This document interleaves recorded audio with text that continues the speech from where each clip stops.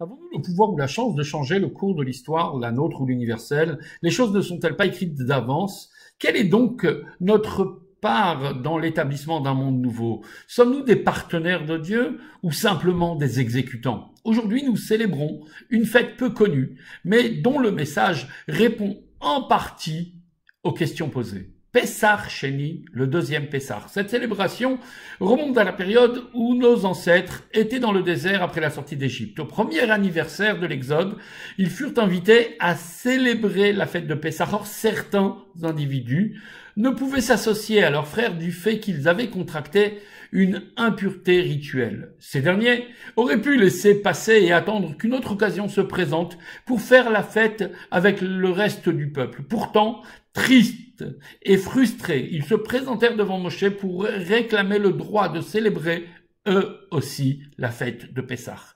Contre toute attente, Dieu répondit à Moshe en leur faveur et instaura une séance de rattrapage pour Pessah. Pessah Sheni, le deuxième Pessah.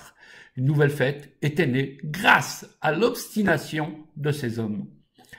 Quelle belle leçon! D'abord, ce récit nous montre qu'il n'existe pas de situation inespérée, désespérée, et qu'il y a toujours une possibilité de se rattraper.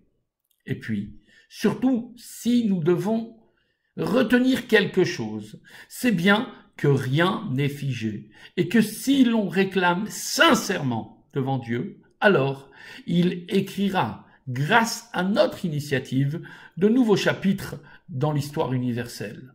Ne craignons donc pas de réclamer à notre tour obstinément la venue de Mashiach.